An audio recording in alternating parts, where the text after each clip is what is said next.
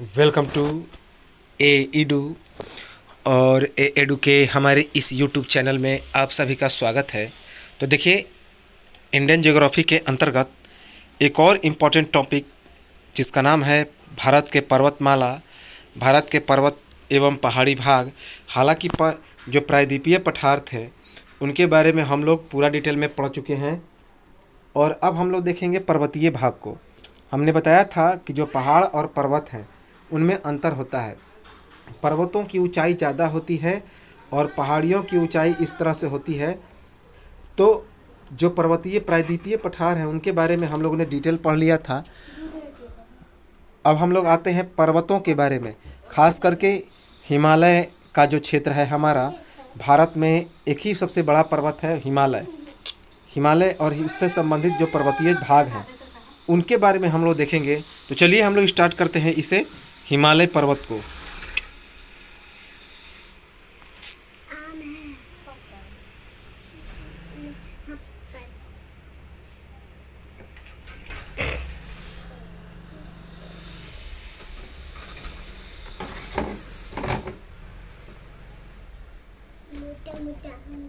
तो सबसे पहले हम लोग देखें कि हिमालय का निर्माण अर्थात फॉर्मेशन ऑफ हिमालय का निर्माण कैसे होता है उसके बारे में हम लोग देखें। फॉर्मेशन ऑफ हिमालय का निर्माण भारतीय प्लेट, टेथिस सागरीय प्लेट और यूरेशियन प्लेट के टकराने के बाद अवसादों से हुआ था। तो हिमालय का निर्माण भारतीय प्लेट, टेथिस सागरीय प्लेट और यूरेशियन प्लेट के टकराने के बाद बने अवसादों से हुआ था। भारतीय प्लेट और टेथिस सागरीय प्लेट के टकराने से ट्रांस हिमालय और पार हिमालय का निर्माण हुआ। तो ये जो भारतीय प्लेट है और टेथिस सागरीय प्लेट है उनके टकराने से ट्रांस हिमालय, जिसे पार हिमालय भी कहते हैं, तो उसका निर्माण हुआ। टेथिस सागरीय प्लेट और यूरेशियन प्लेट के टकराने से बृहद हिमालय अर्थात मध्य हिमालय और शिवालिक का निर्माण होता है। तो टेथिस सागरीय प्लेट और यूरेशियन प्लेट के टकराने से बृहद हिमालय, मध्य हिमालय और शिवालिक का निर्माण होता है। तो भारतीय प्लेट और जब टेथिस सागरीय प्लेट टकराते हैं तो उनसे ट्रांस हिमालय या फिर पार हिमालय का निर्माण होता है, जबकि टेथिस सागरीय प्लेट और यूरेशियन प्लेट के टकराने से बृहद हिमालय, मध्य हिमालय और शिवालिक का निर्माण होता है। जैसे कि यहाँ पे भारतीय प्लेट है, वह टेथिस सागरीय प्लेट से टकराया तो उसके बाद इनके अवसादों से ये अवसाद है और पार हिमालय का निर्माण हुआ। और यहाँ पे भारतीय प्लेट और जब यूरेशियन प्लेट टकराते हैं तो इनके अवसाद से अन्य हिमालयों का निर्माण हुआ। तो जब भारतीय प्लेट, टेथिस सागरीय प्लेट और यूरेशियन प्लेट टकराएं तो उनके अवसादों से पार हिमालय का निर्माण हुआ। और जब भारतीय प्लेट और यूरेशियन प्लेट टकराएं तो उनके अवसाद से, यह अवसाद है अन्य हिमालय अर्थात पार या ट्रांस हिमालय को छोड़कर जितने सारे हिमालय हैं उनका निर्माण हुआ। तो जनरली हिमालय का निर्माण किससे हुआ? तो टेथिस सागरीय प्लेट के टकराने से। किससे? टेथिस सागरीय प्लेट। अब है कि संपूर्ण भारत के 29.3% भूभाग पर पर्वत और पहाड़ियों का विस्तार है। तो संपूर्ण भारत के 29.3% भूभाग पर पर्वत और पहाड़ियों का विस्तार है। देश के कुल क्षेत्रफल के 10% भाग पर उच्च पर्वत श्रेणियां हैं जिनकी ऊंचाई समुद्र तल से 2135 मीटर या उससे अधिक है। तो देश के कुल क्षेत्रफल का कितना प्रतिशत? 10.7% उच्च पर्वत श्रेणियां हैं। एग्जाम में ये प्रश्न बन चुका है कि उच्च पर्वत श्रेणियां कितने भूभाग पर है? तो देश के कुल क्षेत्रफल का 10.7% और इनकी ऊंचाई समुद्र तल से 2135 मीटर या उससे अधिक है। 305 मीटर से लेकर 2135 मीटर की ऊंचाई वाली पहाड़ियाँ कितनी हैं? तो 18.6% भूभाग पर फैली है। तो 305 मीटर से लेकर 2135 मीटर की ऊंचाई वाली जो पहाड़ियाँ हैं वह पूरे भूभाग के 18 6% भूभाग पर फैली हैं। बाकी जो 43% बच गए उन भूभागों पर मैदानी भागों का विस्तार है। तो बाकी 43% भूभाग पर विस्तृत मैदान का विस्तार है। तो कितने प्रतिशत? पूरे क्षेत्रफल, पूरे जो क्षेत्रफल है देश का, उसके 43% भूभाग पर विस्तृत मैदान का विस्तार है। और पर्वत और पहाड़ियों का विस्तार कितना हो गया? तो 29.3%। जैसा कि अभी हम लोग देख रहे हैं 10.7 और 18.6 दोनों को जोड़ देंगे तो यह टोटल हो गया 29.3%। अब हम लोग देखते हैं कि हिमालय का विभाजन कैसे हुआ। तो हिमालय का जो विभाजन है वह 4 भागों में विभाजित किया गया है। तो हिमालय का विभाजन 4 भागों में हुआ है। किसके आधार पर? समांतर पर्वत श्रेणी के आधार पर। तो डिवीजन ऑफ हिमालयाज, हिमालय का जो विभाजन है वह समांतर पर्वत श्रेणी के आधार पर 4 भागों में विभाजित किया गया है। कौन कौन? पहला है पार हिमालय, जिसे ट्रांस हिमालय कहते हैं। पहला है ट्रांस हिमालय या फिर पार हिमालय। दूसरा है बृहद हिमालय, जिसे ग्रेटर हिमालय भी कहते हैं। तो बृहद हिमालय, जिसे ग्रेटर हिमालय भी कहते हैं, इसे महान हिमालय भी कहते हैं। बृहद हिमालय को क्या बोलते हैं? महान हिमालय, क्योंकि ये बड़े बड़े पर्वत होते हैं। महान हिमालय। इसके बाद तीसरा है लघु या मध्य हिमालय। लघु या मध्य हिमालय अर्थात मिडिल हिमालय। और चौथा है शिवालिक, जिसे हिमाचल भी कहते हैं। तो शिवालिक या हिमाचल, तो 4 भागों में समांतर पर्वत श्रेणी के आधार पर हिमालय को विभाजित किया गया है। पार हिमालय या ट्रांस हिमालय, पार हिमालय या ट्रांस हिमालय। उसके बाद बृहद हिमालय, जिसे ग्रेटर हिमालय भी कहते हैं। उसके बाद मध्य हिमालय या लघु हिमालय, जिसे मिडिल हिमालय कहते हैं। और शिवालिक या हिमाचल, शिवालिक या हिमाचल। अब ये पार हिमालय क्या है? तो पार हिमालय के बारे में देखें तो पार हिमालय महान हिमालय के उत्तर में है। तो जो पार हिमालय है वह बृहद या महान हिमालय के उत्तर में है और इसका निर्माण टेथिस सागर के अवसादों से हुआ है। टेथिस सागर के अवसादों से हुआ है। इस हिमालय श्रेणी का अधिकतर भाग कहाँ पे है? तो तिब्बत में। इसी कारण इसे तिब्बती हिमालय भी कहते हैं। वेरी वेरी इंपॉर्टेंट है। याद रखेंगे कि पूरे भारत के सबसे उत्तर में यदि कोई हिमालय का भाग है तो वह है ट्रांस हिमालय या फिर पार हिमालय। यह महान हिमालय के उत्तर में है। और इसका निर्माण कैसे हुआ? तो टेथिस सागर के अवसादों से। इस हिमालय श्रेणी का अधिकतर भाग कहाँ पे है? तो तिब्बत में। कहाँ पे है? तो तिब्बत में। इसी कारण इसे भारत में माना नहीं जाता। इसी कारण इसे भारतीय हिमालय का हिस्सा नहीं माना जाता। कुछ विद्वान इसे हिमालय का हिस्सा ही नहीं मानते। कुछ विद्वान इसे हिमालय का हिस्सा नहीं मानते। अब इसके अंतर्गत कौन कौन से आते हैं? तो इसके अंतर्गत 4 प्रकार के पर्वत श्रेणियाँ आते हैं। काराकोरम, जिसे केटू भी कहते हैं, गॉडविन ऑस्टिन। यह काराकोरम भारत की सबसे ऊंची चोटी है। याद रखेंगे, विश्व की नहीं बल्कि भारत की सबसे ऊंची चोटी है केटू या काराकोरम, जिसे गॉडविन ऑस्टिन कहा जाता है। उसके बाद लद्दाख पर्वत श्रेणी, लद्दाख पर्वत श्रेणी। और उसके बाद जास्कर पर्वत श्रेणी, जास्कर पर्वत श्रेणी। तो काराकोरम अर्थात केटू या गॉडविन ऑस्टिन, लद्दाख और जास्कर, ये सभी जो पर्वत श्रेणियां हैं ट्रांस या पार हिमालय के हिस्से हैं। इम्पॉर्टेंट है। जैसा कि इस चित्र में दर्शाया गया है, ये सबसे उत्तर में है। ये वाला जो बाहरी पार्ट है, ये वाला जो बाहरी पार्ट है जो लाल रंगों का दिखाया गया है, ये सभी क्या हैं? तो ट्रांस हिमालय के पार्ट हैं।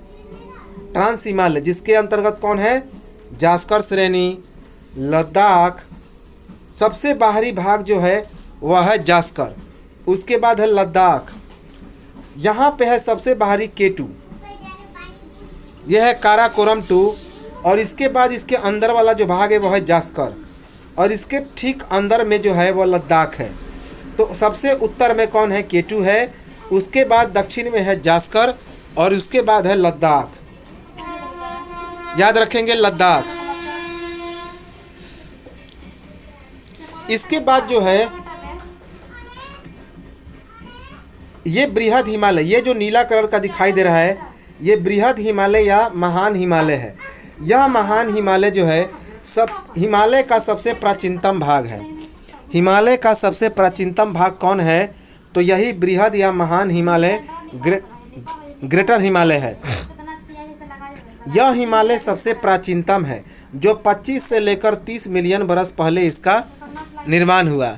इसका निर्माण 25 से लेकर 30 मिलियन बरस पहले निर्माण हुआ था। अब इसके बाद है मध्य या लघु हिमालय।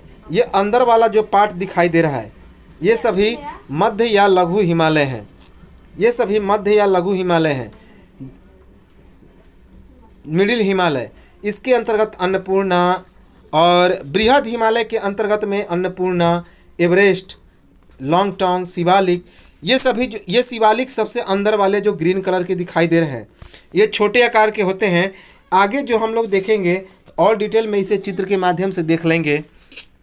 जैसे कि अब यहाँ पे देखिए कुछ इंपॉर्टेंट टर्म है कि अफगानिस्तान में हिमालय को हिंदू कुश पर्वत कहा जाता है और पाकिस्तान में इसे सुलेमान की पहाड़ियाँ कहते हैं। तो इम्पॉर्टेंट है कि हिमालय पर्वत को अफगानिस्तान में क्या कहा जाता है? तो हिंदू कुश पर्वत, और पाकिस्तान में इसे सुलेमान की पहाड़ियाँ कहते हैं, जबकि नेपाल में इसे सागर माथा के नाम से जाना जाता है। तो हिमालय पर्वत को अफगानिस्तान में हिंदू कुश पर्वत, जबकि पाकिस्तान में इसे सुलेमान की पहाड़ियाँ कहते हैं। क्या? सुलेमान की पहाड़ियाँ। बृहद हिमालय और ट्रांस हिमालय को कौन अलग करता है? तो सच्चर जोन। तो बृहद हिमालय और जो पार हिमालय है अर्थात ट्रांस हिमालय है, इन दोनों को सच्चर जोन अलग करता है। क्या नाम है उसका? सच्चर जोन। अब है कि भौतिक संरचना और धरातल के अनुसार, अब है कि भौतिक रचना और धरातल के स्वरूप के अनुसार भारत को 5 भागों में विभाजित किया गया है। तो भौतिक रचना और धरातल के स्वरूप के अनुसार भारत को 5 भागों में विभाजित किया गया है। पहला, उत्तरी पर्वतीय मैदान, जिसके बारे में अभी हम लोग पढ़ रहे हैं। तो उत्तरी पर्वतीय मैदान। उसके बाद है विशाल मैदान। विशाल मैदान जो कि मध्य प्रदेश, झारखंड और बिहार का इलाका है। इसके बाद प्रायद्वीपीय पठार, जिसके बारे में हम लोग पढ़ चुके हैं। क्या है प्रायद्वीपीय पठार? इसके बाद मरुस्थलीय प्रदेश, छोटा सा टॉपिक है मरुस्थलीय प्रदेश, इसके बारे में भी देखेंगे। और समुद्र तटीय मैदान, समुद्र तटीय मैदान जिसके बारे में भी हम लोग देख चुके हैं, जैसे कि मालाबार तट, कोरोमंडल तट, इन सब के बारे में हम लोग पूरा डिटेल में देख चुके हैं। तो भौतिक रचना और धरातल के स्वरूप के अनुसार भारत को 5 भागों में विभाजित किया गया। उत्तरी पर्वतीय मैदान, विशाल मैदान, प्रायद्वीपीय पठार, मरुस्थलीय प्रदेश और समुद्र तटीय मैदान। भूवैज्ञानिकों के अनुसार आज जहाँ पर हिमालय का पहाड़ है वहाँ टेथिस नामक एक उथला हुआ समुद्र था। तो भूवैज्ञानिकों के अनुसार आज जहाँ हिमालय का पहाड़ है वहाँ टेथिस नामक एक उथला हुआ समुद्र था। हिमालय की उत्पत्ति के संबंध में आधुनिक सिद्धांत प्लेट विवर्तनिक है। तो हिमालय की उत्पत्ति के संबंध में आधुनिक सिद्धांत कौन है? तो प्लेट विवर्तनिक है, अर्थात प्लेटों का टकराना। अभी हमने बताया कैसे कौन कौन प्लेट, भारतीय प्लेट, टेथिस सागर प्लेट, यूरेशियन प्लेट। हिमालय की पर्वत श्रेणियाँ प्रायद्वीपीय पठार की ओर उत्तल है और तिब्बत की ओर क्या है? तो अवतल है। तो तिब्बत की ओर क्या है? ज़्यादा ऊंचाई है, अवतल है, जबकि उत्तल की ओर आकार है प्रायद्वीपीय पठार की ओर, अर्थात कम ऊंचा है। तो हिमालय पर्वत की श्रेणियाँ प्रायद्वीपीय पठार की ओर कैसा है? उत्तल है, अर्थात उभरा हुआ है, ज़्यादा मोटा है, जबकि तिब्बत की ओर इसका यह अवतल है।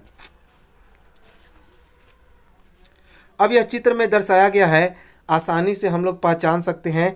यह ग्रीन वाला जो सबसे अंतिम है यह शिवालिक है, शिवालिक है। बाकी ये सब काले वाले लांगटंग हैं, सिक्किम हैं। नीले वाले बड़े बड़े पठार यहाँ पहाड़ हैं, अन्नपूर्णा, एवरेस्ट। और उसके बाद जो अंदर वाला जो पार्ट है यह सभी लघु या मध्य हिमालय है। बाकी जो नीला वाला भाग है यह मध्य महान हिमालय या बृहद हिमालय है। यह सबसे प्राचीन है, 25 से 30 मिलियन वर्ष पहले इनका निर्माण हुआ। और जो बाहरी भाग ये सब पार हिमालय का पार्ट है।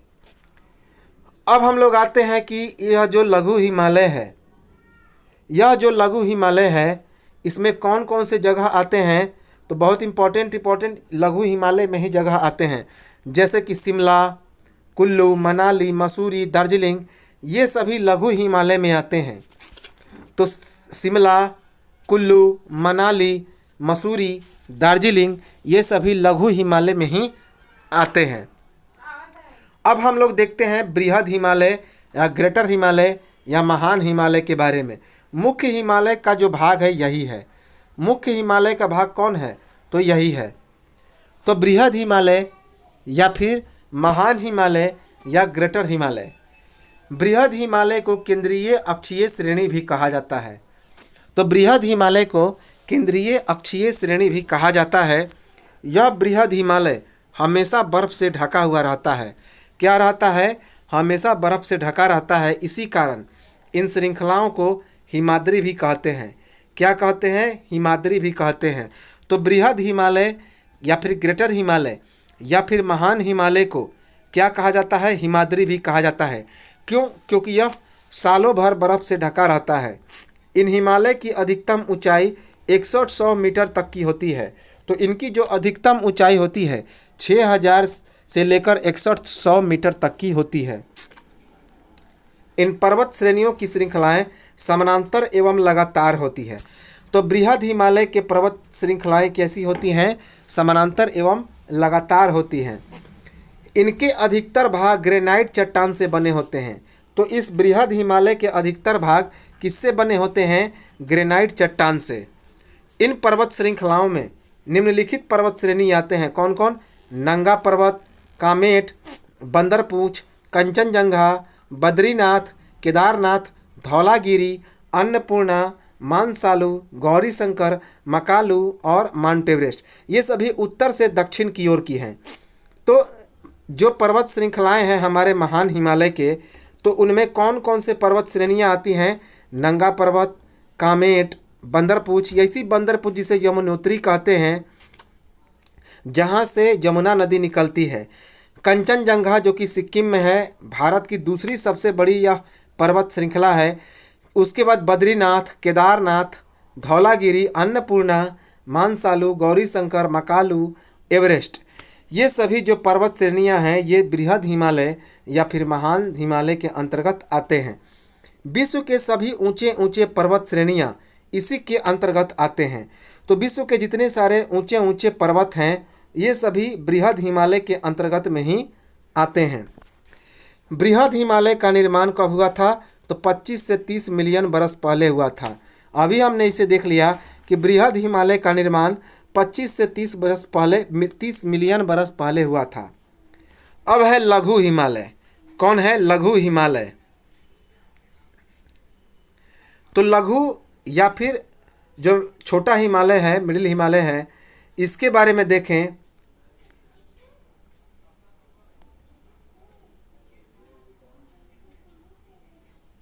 तो लघु हिमालय की औसत ऊंचाई 3500 से लेकर 4500 मीटर तक की होती है। तो लघु हिमालय की अधिकतम ऊंचाई कितनी होती है, औसत ऊंचाई 3500 से 4500 मीटर होती है। अधिकतर घाटियां एवं हिल स्टेशन इसी श्रेणी के अंतर्गत आते हैं, जैसे कि कश्मीर, काठमांडू, नैनीताल इत्यादि। तो अधिकतर जो घाटियां और हिल स्टेशन हैं वे इन्हीं लघु हिमालय के अंतर्गत में आते हैं, जैसे कि कश्मीर, काठमांडू, नैनीताल, ये सभी। मध्य हिमालय के अंतर्गत आने वाली पर्वत श्रृंखलाएं कौन कौन सी हैं, तो पीर पंजाल, धौलाधर, महाभारत। और इस हिमालय की जो चौड़ाई है यह 80 से लेकर 100 किलोमीटर तक की होती है। तो मध्य हिमालय के अंतर्गत कौन कौन सी पर्वत श्रृंखलाएं आती हैं, जैसे पीर पंजाल पर्वत श्रेणी, धौलाधर, महाभारत पर्वत श्रेणी। और यह जो हमारा लघु हिमालय है इसकी औसत चौड़ाई 80 से लेकर 100 किलोमीटर तक की होती है। कितना, 80 से लेकर 100 किलोमीटर, इम्पॉर्टेंट है।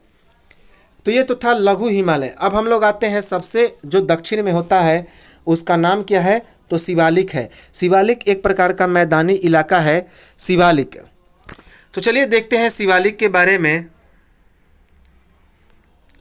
तो शिवालिक जो है इस पर्वत श्रेणी की अधिकतम ऊंचाई 600 से लेकर 1200 मीटर तक की होती है। तो शिवालिक पर्वत श्रेणी की अधिकतम ऊंचाई कितनी होती है? 600 से लेकर 1200 मीटर तक की। इन पर्वत श्रेणियों में अधिकतम दून और द्वार पाए जाते हैं। दून का मतलब क्या होता है? रास्ता। दून का मतलब होता है रास्ता, घास का मैदान। तो इन पर्वत श्रेणियों की अधिकतम ऊंचाई 600 से लेकर 1200 मीटर तक की होती है। इन पर्वत श्रेणियों में अधिकतम दून और द्वार पाए जाते हैं, जैसे कि देहरादून, पाटली दून, जिसे दिशंतरीय घाटियाँ भी कहते हैं, हरिद्वार इत्यादि। तो इन पर्वत श्रेणियों में अधिकतर दून एवं घाटियाँ पाए जाते हैं, द्वार पाए जाते हैं, जैसे कि देहरादून, पाटली दून को देशांतरीय घाटियाँ भी कहते हैं, उसके बाद है हरिद्वार। इनमें पतझड़ वन पाए जाते हैं। तो शिवालिक में क्या पाए जाते हैं? तो पतझड़ वन पाए जाते हैं। यह पर्वत श्रेणी 10 से 15 किलोमीटर तक फैला होता है। तो यह जो शिवालिक की पर्वत श्रेणियाँ होती हैं, यह 10 से 15 किलोमीटर तक इसका फैलाव होता है। शिवालिक जो है हिमालय की सबसे नवीनतम पर्वत श्रेणी है। तो याद रखेंगे, शिवालिक जो है हिमालय की सबसे नवीनतम पर्वत श्रेणी है। और सबसे प्राचीन हमने क्या बताया था? तो वह बृहद हिमालय है, 25 से 30 मिलियन वर्ष पहले। तो शिवालिक हिमालय की सबसे नवीनतम पर्वत श्रेणी है। शिवालिक की निचली भूमि तराई कहलाती है। तो शिवालिक की जो निचली भूमि है क्या कहलाती है? तराई कहलाती है। तराई कहलाती है। शिवालिक के उत्तर पश्चिम में सिंधु गॉर्ज और उत्तर पूर्व में दिहांग गॉर्ज है। तो शिवालिक के उत्तर पश्चिम में सिंधु गॉर्ज है और उत्तर पूर्व में दिहांग गॉर्ज है। मौसम अच्छा और कृषि योग्य भूमि होने के कारण यहाँ ज़्यादा लोग बसते हैं। तो चूँकि यहाँ का मौसम अच्छा होता है और ये कृषि योग्य भूमि यहाँ पे होते हैं, इसी कारण मनुष्यों का यहाँ पे बहुत ज़्यादा निवास होता है। शिवालिक का निर्माण आज से 2 से 5 मिलियन वर्ष पहले हुआ था। तो यह जो शिवालिक है इसका निर्माण आज से 2 से लेकर 5 मिलियन वर्ष पहले हुआ था। इस याद रखेंगे, इम्पोर्टेंट है कि इसका निर्माण कब हुआ? 2 से लेकर 5 मिलियन वर्ष पहले, याद रखेंगे। अब है क्या कि राका कोसी पर्वत। राका कोसी पर्वत शिखर लद्दाख पर्वत श्रेणी में है, जो दुनिया का सबसे तीव्रतम ढलान वाली नदी पर्वत है। तो इम्पोर्टेंट है वेरी कि राका कोसी जो पर्वत शिखर है वह किस पर है? तो लद्दाख पर्वत श्रेणी में। अब पूछा जाएगा कि लद्दाख पर्वत श्रेणी की सबसे ऊपरी चोटी कौन है? तो राका कोसी। और यह दुनिया का सबसे तीव्रतम ढलान वाली पर्वत है। हिमालय जो है नवीनतम पर्वत श्रेणी है। याद रखेंगे, हिमालय जो है नवीनतम पर्वत श्रेणी है, इम्पोर्टेंट है। शिवालिक को निम्न या बाह्य हिमालय भी कहते हैं और इसका निचला भाग तराई कहा जाता है। तो शिवालिक को निम्न या बाह्य हिमालय भी कहते हैं और इसका निचला भाग क्या कहा जाता है? तो तराई कहा जाता है। बृहद हिमालय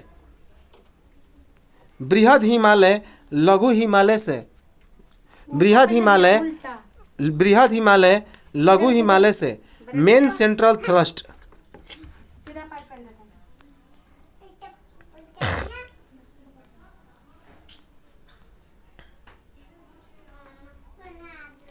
तो बृहद हिमालय लघु हिमालय से मेन सेंट्रल थ्रस्ट के द्वारा अलग होता है। इसी को सचर जोन कहते हैं, सचर जोन। तो जो बृहद या महान हिमालय है वह लघु हिमालय से मेन सेंट्रल थ्रस्ट, जिसे सचर जोन कहते हैं, उसी के द्वारा अलग होती है। एग्जाम में यह चीज़ पूछा गया है। अब हम लोग इसे चित्र के माध्यम से देख सकते हैं आसानी से।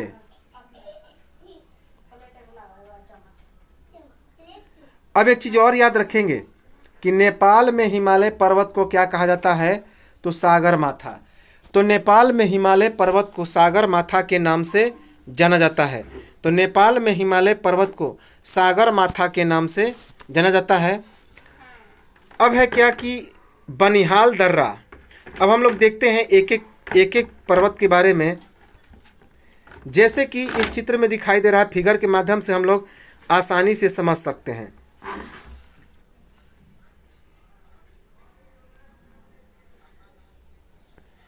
जैसे कि यह एक भारत है,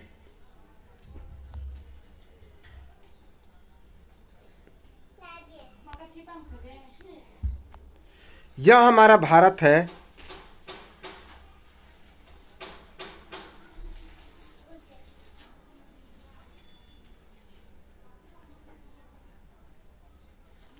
अब यहाँ पे हम लोग देखते हैं कि पर्वतीय श्रृंखला जो है, पर्वतों का जो प्रभाव है कहाँ कहाँ पे है, तो इसके बारे में हम लोग देखेंगे। सबसे पहले देखते हैं जास्कर के बारे में। जास्कर, ये जो हमारा बाह्य हिमालय है, जो हमारा पार हिमालय है, ट्रांस हिमालय है, उसके बारे में देखें। तो ये जो लाल वाली हमारी चित्र दिखाई दे रही है, लाल वाला हिस्सा ये सबसे उत्तर में है और उसके बाद ये उत्तर से दक्षिण में आ रहा है। तो लाल वाला जो हिस्सा है ये हमारा जास्कर का हिस्सा है। ये सभी क्या है, लाल वाला पार हिमालय है। क्या है? पार हिमालय, जिसे ट्रांस हिमालय भी कहा जाता है। यह सबसे उत्तर में है। सबसे उत्तर और सबसे बाहर में कौन है? तो ये जो दिखाई दे रहा है सबसे उत्तर में, यह काराकोरम 2 है, गॉडविन ऑस्टिन है, K2 की पर्वत श्रेणी है। क्या है? K2 की पर्वत श्रेणी, जो कि काराकोरम 2 है और यह सबसे उत्तर में है। याद रखेंगे, हिमालय के सबसे उत्तरी भाग में है, जो कि लगभग तिब्बत में पड़ता है।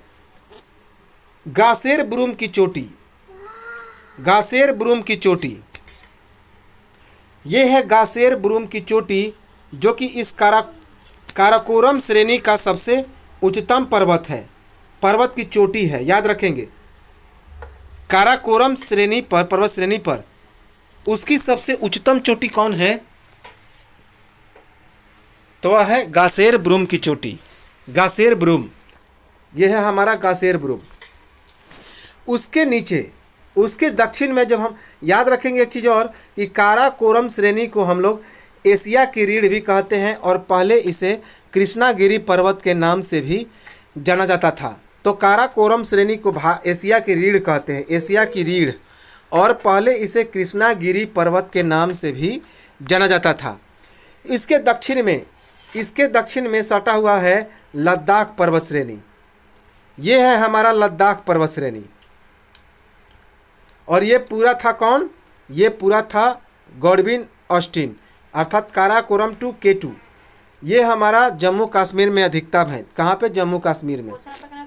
और ये उसके ठीक दक्षिण में ये जो लाल वाला दिखाई दे रहा है, यह ट्रांस हिमालय का दूसरा हिस्सा है, जिसे लद्दाख पर्वत श्रेणी कहते हैं। कौन? लद्दाख। इसके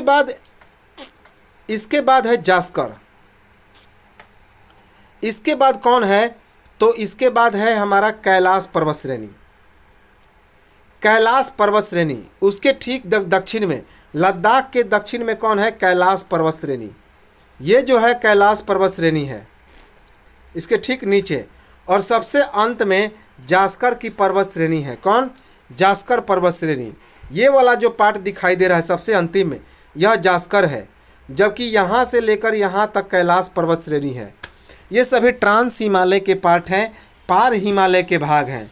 तो पार हिमालय के कौन कौन हो गए? उत्तर से दक्षिण की ओर, तो पार हिमालय अर्थात ट्रांस हिमालय में उत्तर से दक्षिण की ओर काराकोरम 2। क्या नाम है? काराकोरम 2 K2, जिसे गॉडविन ऑस्टिन भी कहा जाता है। गॉडविन ऑस्टिन, याद रखेंगे, गॉडविन ऑस्टिन।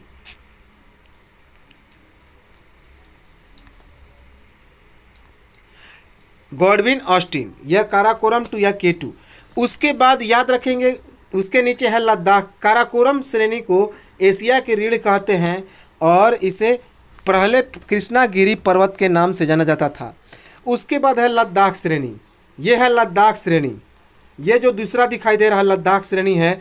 अब इस लद्दाख पर्वत श्रेणी की सबसे जो ऊपरी चोटी है वह है गासेर ब्रूम की चोटी।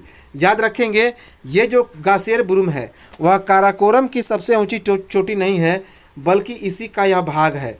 किसका? तो लद्दाख पर्वत श्रेणी का गासेर ब्रूम की चोटी, जो कि लद्दाख पर्वत श्रेणी की सबसे ऊंची चोटी है। और इसके बाद है कैलाश पर्वत श्रेणी, कैलाश पर्वत श्रेणी बीच वाला। और सबसे अंतिम में है जास्कर पर्वत श्रेणी, जास्कर पर्वत श्रेणी। तो ये तो था हमारा कौन, ये था हमारा जो ट्रांस हिमालय है, पार हिमालय है, उसके बारे में। अब हम लोग देखते हैं, एक चीज़ याद रखेंगे कि ये जो सिंधु नदी है, ये जो सिंधु नदी है, यह सिंधु नदी है, किसे अलग करता है? तो यह सिंधु नदी लघु जो कैलाश पर्वत श्रेणी, जास्कर पर्वत श्रेणी और लद्दाख पर्वत श्रेणी को अलग अलग करता है। तो लद्दाख पर्वत श्रेणी और जास्कर पर्वत श्रेणी, याद रखेंगे कि जो जास्कर है वह इसी का एक छोटा सा पार्ट है कैलाश। तो जास्कर पर्वत श्रेणी को लद्दाख पर्वत श्रेणी से कौन अलग करता है? तो यही सिंधु नदी, यही सिंधु नदी अलग करता है, इम्पोर्टेंट है। इसके बाद अब हम लोग आते हैं किस पर? तो महान हिमालय पर। महान या बृहद हिमालय पर। तो महान या बृहद हिमालय अर्थात ग्रेटर हिमालय के बारे में देखें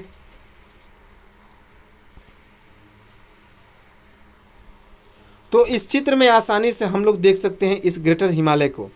महान या बृहद हिमालय जो काले अक्षर से लिखे गए हैं वे सभी महान हिमालय या फिर बृहद हिमालय या ग्रेटर हिमालय के पार्ट हैं। जैसे कि पहला है नंगा पर्वत। पहला कौन है? नंगा पर्वत।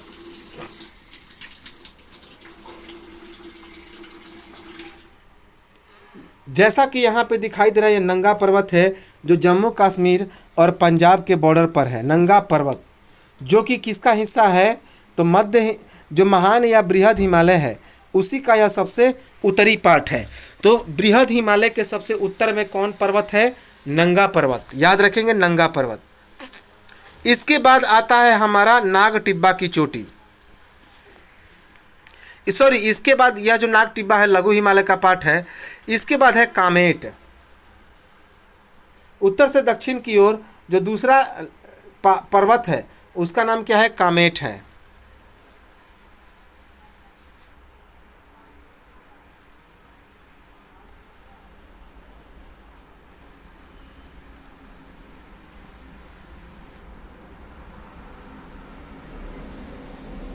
तो उसके बाद है कामेट। याद रखें, कामेट, ये कामेट है।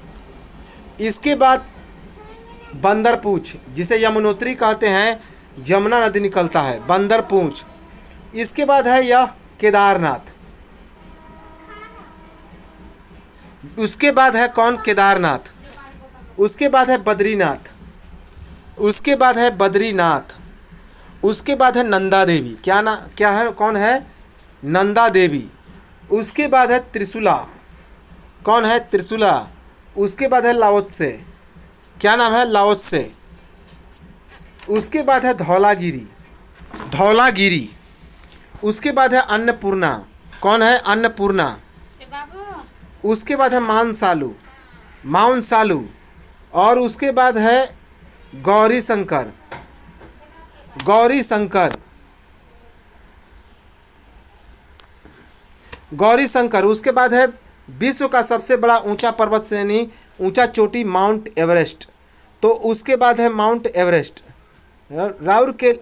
उसके बाद है माउंट एवरेस्ट। उसके बाद है मकालू। क्या नाम है? मकालू। और उसके बाद है माउंट चोथू। इसके बाद है माउंट चोथू। और सबसे अंतिम में यदि है तो नामचा बड़वा है। कहाँ पे है? अरुणाचल प्रदेश में। और उसके पहले कौन है? तो भारत की दूसरी सबसे बड़ी पर्वत चोटी कंचनजंगा, जो कहाँ पे है?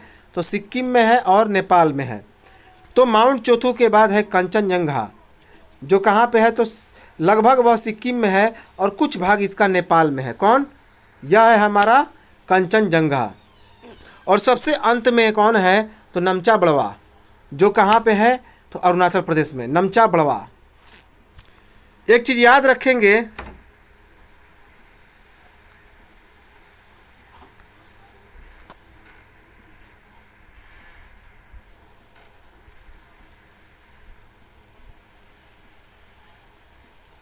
एक चीज़ याद रखेंगे कि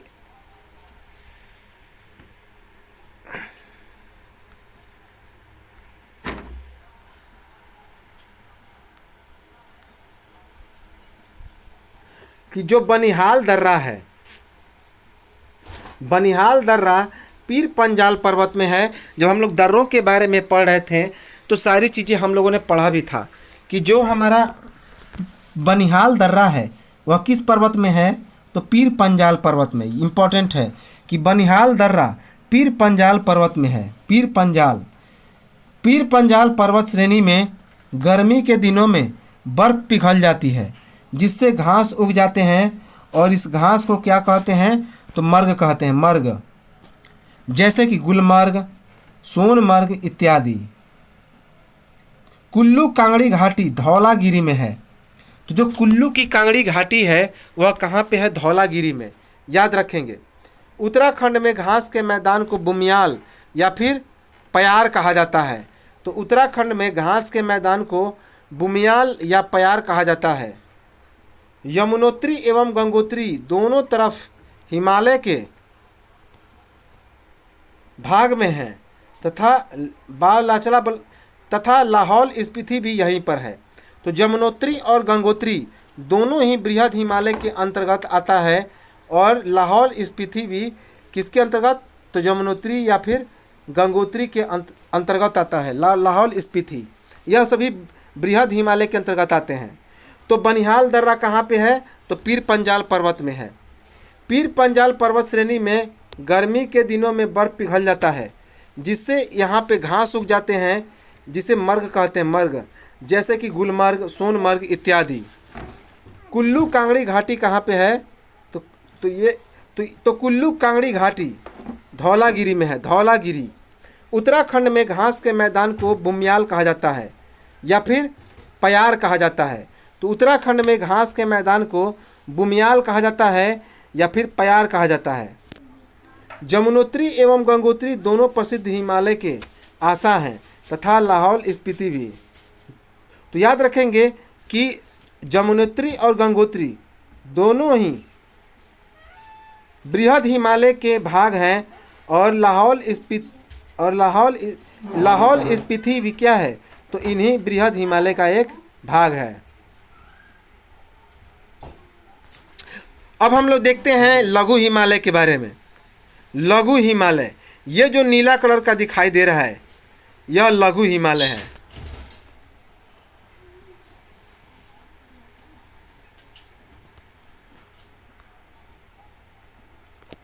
तो लघु हिमालय के बारे में देखें, जिसे हम लोग छोटा हिमालय कहते हैं। यह भारत के सबसे दक्षिण में है, भारत के सबसे दक्षिण में है। तो याद रखेंगे कि भारत के सबसे दक्षिण में है, खास करके पर्वतों के आकार में लघु हिमालय। हालांकि शिवालिक को माना जाता है। तो इसमें सबसे पहला है पीर पंजाल पर्वत श्रेणी। पीर पंजाल पर्वत श्रेणी जो कि इस लघु हिमालय का सबसे उत्तरी हिस्सा है। यह हिमालय की सबसे लंबी पर्वत श्रृंखला है। कौन? पीर पंजाल पर्वत श्रेणी हिमालय की सबसे लंबी पर्वत श्रृंखला है और यह पीर पंजाल पर्वत श्रेणी है। इसके बाद है यह धौलाधर। इसके बाद कौन है, तो धौलाधर है। याद रखेंगे, धौलाधर, धौलागिरी नहीं, धौलाधर। इसके बाद यदि कोई नवीनतम चोटी है तो वह है नाग टिब्बा की चोटी। कहाँ पे है? मैसूर में। तो मैसूर के मसूरी में है।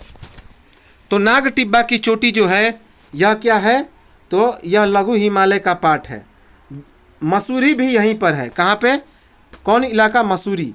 तो मसूरी भी लघु हिमालय में ही पड़ता है। इसके बाद है कुमाऊं श्रेणी। यह कुमाऊं श्रेणी भी सिक्किम में पड़ता। याद रखें, कुमाऊं श्रेणी भी कहाँ पे पड़ता है, तो लघु हिमालय में। अब हम लोग सारे जो है उत्तर से दक्षिण की ओर आते हैं। उत्तर से दक्षिण की ओर, उत्तर से दक्षिण की ओर। जैसे कि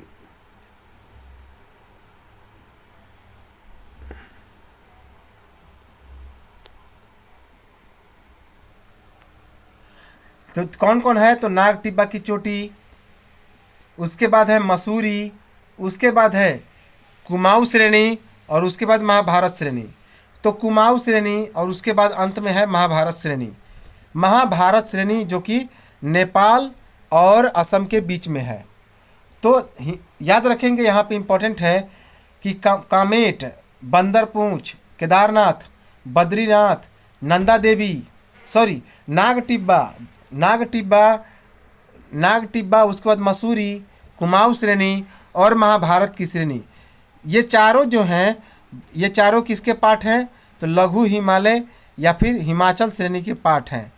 याद रखेंगे ये लघु हिमालय या हिमाचल श्रेणी के पार्ट हैं। अब है जो ग्रीन वाला भाग है वह क्या है? तो वह शिवालिक है। क्या है? शिवालिक है।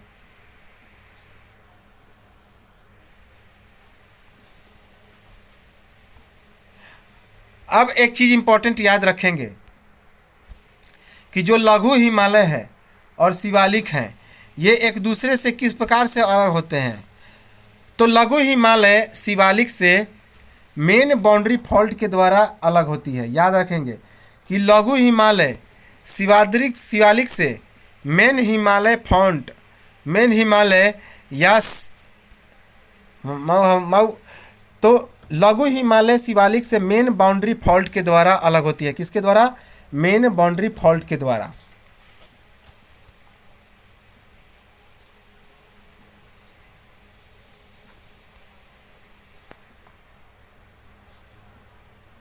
अब है कि एक नोट याद रखेंगे कि पीर पंजाल पर्वत श्रेणी में प्रधानमंत्री नरेंद्र मोदी ने अटल सुरंग रोहतांग दर्रे का उद्घाटन किया। कि पीर पंजाल पर्वत श्रेणी में प्रधानमंत्री नरेंद्र मोदी ने अटल सुरंग, जिसका नाम है रोहतांग दर्रा, तो उसी में उद्घाटन किया। किसमें? अटल सुरंग में, जो कहाँ पे है? तो रोहतांग दर्रे में स्थित है। इंपॉर्टेंट है।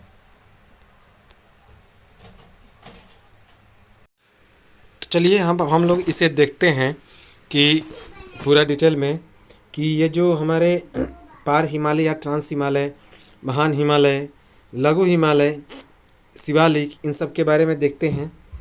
तो ट्रांस हिमालय या फिर पार हिमालय, पहला है कौन? ये जो लाल वाला है सभी ट्रांस हिमालय या पार हिमालय के हिस्से हैं, लाल वाले।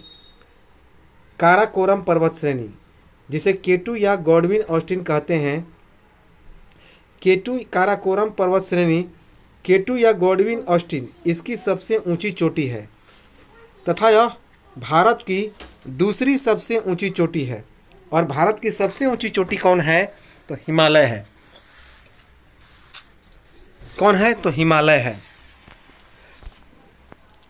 तो काराकोरम पर्वत श्रेणी केटू या गॉडविन ऑस्टिन, जिसे अभी हमने बताया क्या नाम था? कृष्णागिरी। पहले इसे कृष्णागिरी कहा जाता था। तो केटू या गॉडविन ऑस्टिन इसकी सबसे ऊंची चोटी है काराकोरम पर्वत श्रेणी की, जो कि पार हिमालय का सबसे उत्तरी भाग है। और यह भारत की सबसे ऊंची चोटी है। कौन? केटू, भारत की। और इसकी ऊंचाई है 8,611 मीटर।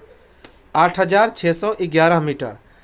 काराकोरम पर्वत श्रेणी में सियाचिन, पुनमा, बतूरा, एकौरमी और रेमो हिमनद है। तो काराकोरम पर्वत श्रेणी में सियाचिन, पुनमा, बतूरा, एकार्मी और रेमो हिमनद है। काराकोरम पर्वत श्रेणी पाकिस्तान अधिकृत कश्मीर में है।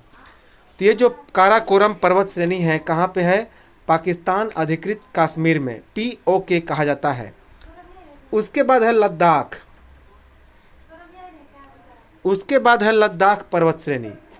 तो लद्दाख पर्वत श्रेणी जो है पार हिमालय का, उसके बाद है किसके बाद? काराकोरम पर्वत श्रेणी के बाद। लद्दाख पर्वत श्रेणी की सबसे ऊंची चोटी है गासेर ब्रूम। क्या है? गासेर ब्रूम। और लद्दाख पर्वत श्रेणी काराकोरम पर्वत श्रेणी के दक्षिण में है, नीचे है। तो लद्दाख पर्वत श्रेणी की सबसे ऊंची चोटी है गासेर ब्रूम और इसके दक्षिण में है, ठीक दक्षिण में, अर्थात नीचे कौन है? तो यह काराकोरम पर्वत श्रेणी के ठीक दक्षिण में है। इसके बाद है जास्कर पर्वत श्रेणी। तो लद्दाख के बाद कौन है? जास्कर पर्वत श्रेणी। लद्दाख के बाद है जास्कर पर्वत श्रेणी, जो कि इसी पार हिमालय या ट्रांस हिमालय का हिस्सा है, जो कि लद्दाख पर्वत श्रेणी के नीचे अर्थात दक्षिण में है। और सबसे दक्षिण में यदि कोई पार हिमालय का हिस्सा है तो वह है कैलाश पर्वत श्रेणी। कैलाश पर्वत श्रेणी, तो चारों को हम लोगों ने देख लिया। कौन कौन? काराकोरम पर्वत श्रेणी जिसकी सबसे ऊंची चोटी, केटू जिसे गॉडविन ऑस्टिन कहते हैं, पहले इसे कृष्णागिरी पर्वत के नाम से भी जाना जाता था, और भारत की सबसे ऊंची चोटी है। भारत की सबसे ऊंची चोटी है, याद रखेंगे। और इसकी ऊंचाई 8611 मीटर है। काराकोरम पर्वत श्रेणी में सियाचिन, पुनमा, बतूरा, एकौरमी और रेनो हिमनद हैं। काराकोरम पर्वत श्रेणी पाकिस्तान अधिकृत कश्मीर में है, पीओके में। इसके बाद है लद्दाख पर्वत श्रेणी। काराकोरम के बाद दक्षिण में उसे सटा हुआ है लद्दाख पर्वत श्रेणी, उसके ठीक नीचे है। लद्दाख पर्वत श्रेणी की सबसे ऊंची चोटी गासेर बुरुम है, और यह लद्दाख पर्वत श्रेणी जो है काराकोरम पर्वत श्रेणी के दक्षिण में अर्थात उससे नीचे है। इसके बाद जास्कर पर्वत श्रेणी जो लद्दाख पर्वत श्रेणी के नीचे है, और सबसे जो पार हिमालय का सबसे दक्षिणी भाग है वह है कैलाश पर्वत श्रेणी। अब है महान या बृहद हिमालय। महान या बृहद हिमालय, ये हम लोग उत्तर से दक्षिण की ओर आएंगे। महान या बृहद हिमालय में तो सबसे पहले है नंगा पर्वत।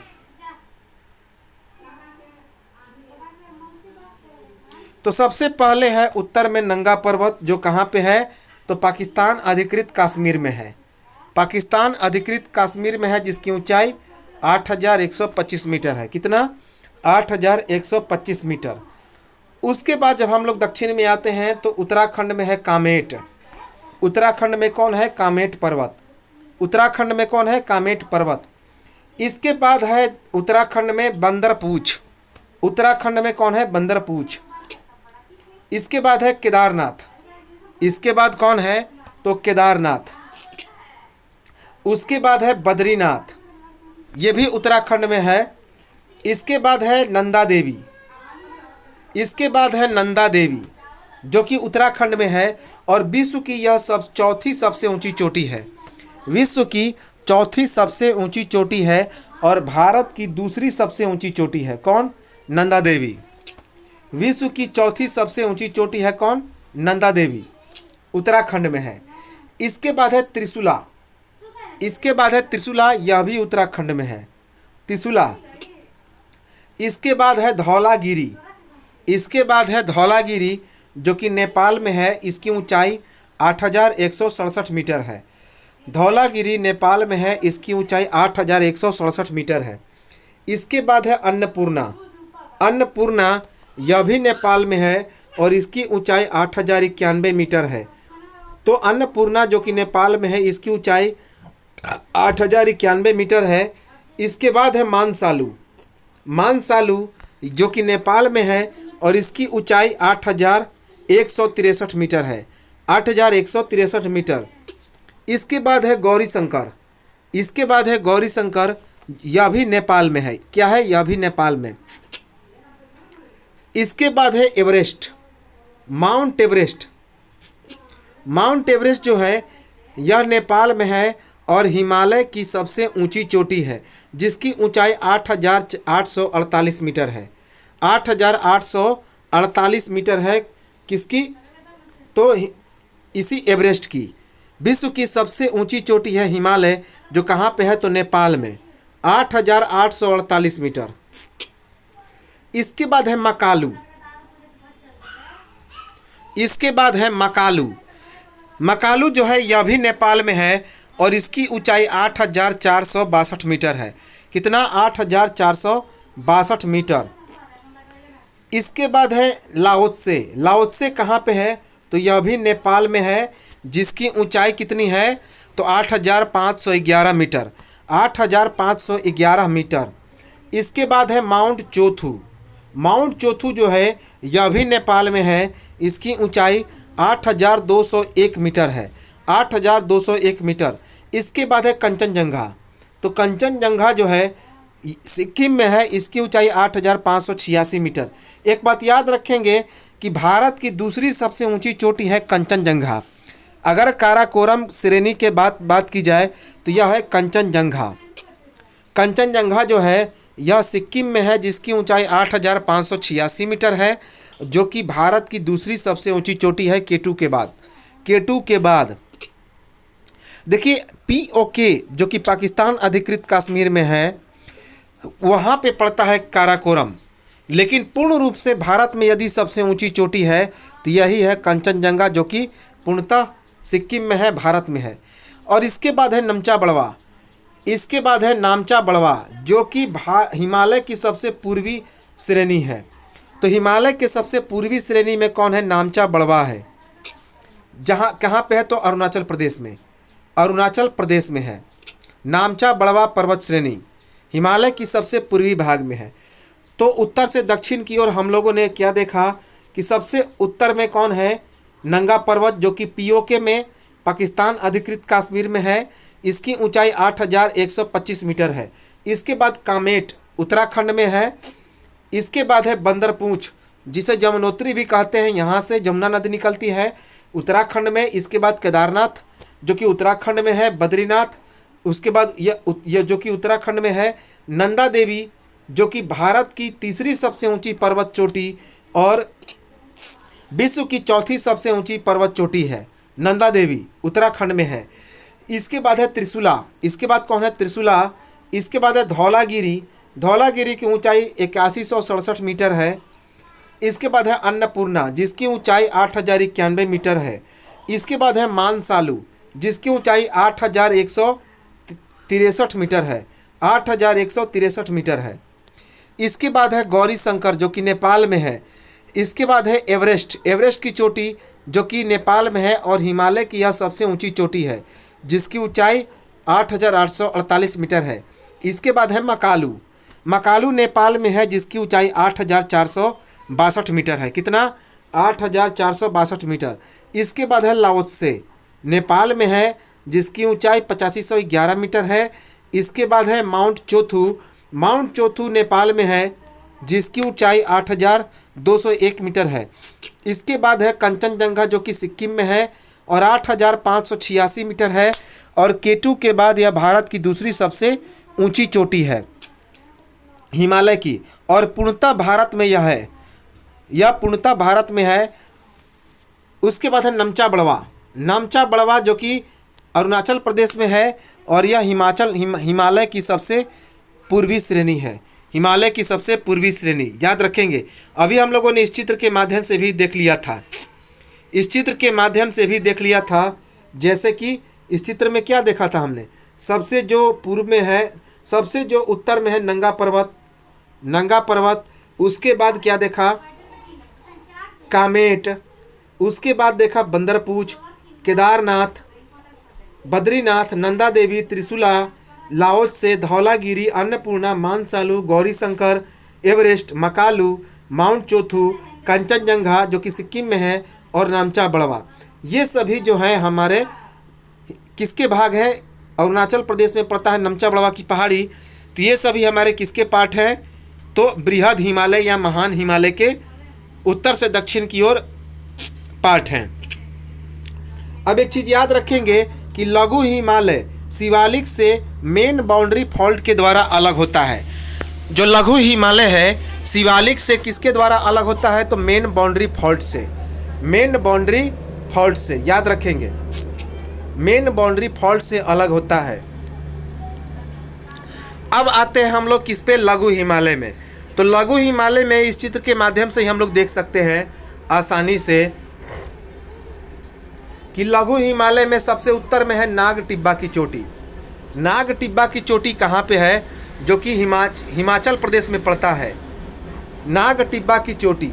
उसके बाद यहीं पे मसूरी पड़ता है, मसूरी। उसके बाद कुमाऊं श्रेणी, कुमाऊं श्रेणी ये जो लघु या मध्य हिमालय है, इसे हिमाचल श्रेणी भी कहते हैं। क्या है? हिमाचल श्रेणी। लघु या मध्य हिमालय को हिमाचल श्रेणी कहते हैं, जो कि नीला वाला पार्ट दिखाई दे रहा है, ये सभी नीला वाला पार्ट। जो किसके नीचे है, तो इसी महान हिमालय के नीचे है। महान हिमालय में ऊंचे ऊंचे पर्वत पाए जाते हैं। और उसके बाद यह है महाभारत श्रेणी। महाभारत श्रेणी यह भी लघु हिमालय का पार्ट है। तो चलिए देखते हैं कौन कौन है लघु हिमालय में।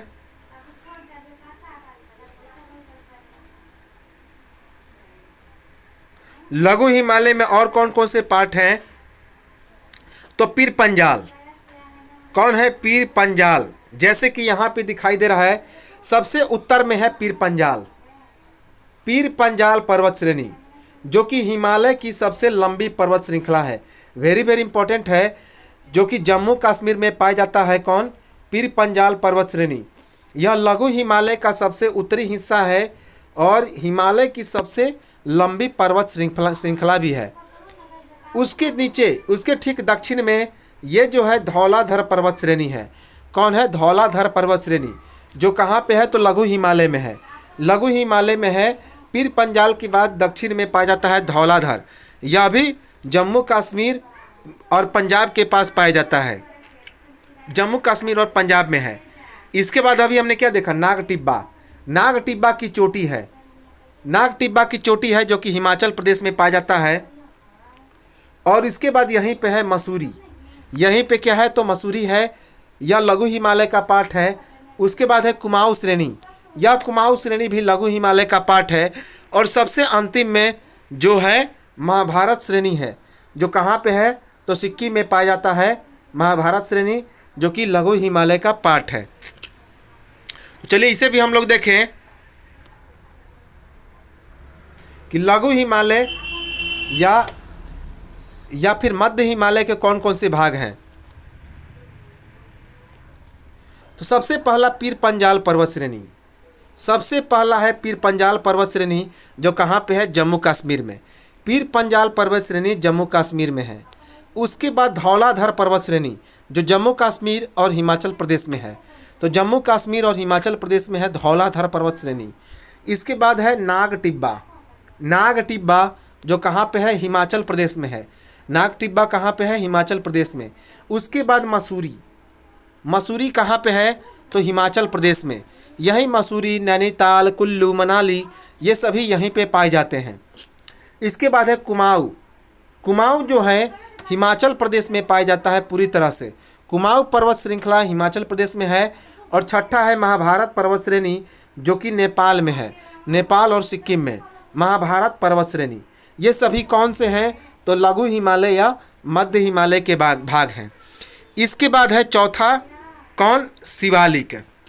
चौथा है शिवालिक। शिवालिक मध्य हिमालय की सबसे निचली श्रेणी है, जहाँ पे लगभग मैदानी इलाके पाए जाते हैं, जैसे कि तराई, भाबर, बागर, भाभर, ये सभी इलाके पाए जाते हैं।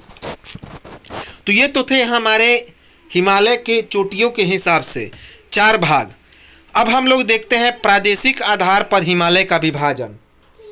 प्रादेशिक आधार पर हिमालय को 4 भागों में बांटा गया है। तो प्रादेशिक आधार पर भी हिमालय को 4 भागों में बांटा गया है। पहला है कश्मीर या उत्तर पश्चिम हिमालय। कश्मीर या उत्तर पश्चिम हिमालय। उसके बाद है हिमाचल या उत्तरांचल हिमालय। हिमाचल या उत्तरांचल हिमालय। इसके बाद है तीसरा दार्जिलिंग और सिक्किम हिमालय। दार्जिलिंग या फिर सिक्किम हिमालय। और चौथा है अरुणाचल हिमालय या फिर पूर्वी पहाड़ी एवं पर्वतीय हिमालय।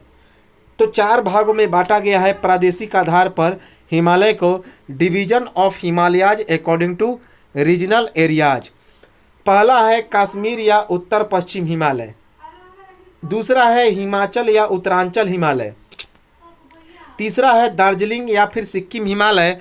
और चौथा है अरुणाचल हिमालय या फिर पूर्वी पहाड़ी या पर्वत हिमालय। अब है क्या कि सभी को हम लोग देखते हैं। सबसे पहले यहाँ पे चित्र में आसानी से सारी चीज़ें लगभग यहीं पे समझ में आ जाएगी। उसके बाद हम लोग इसे डिटेल में पढ़ लेंगे। तो जैसा कि यह चित्र में दिखाया गया है, इस जम्मू कश्मीर से लेकर यह उत्तर पूर्वी तक, यह है हमारा सिंधु नदी।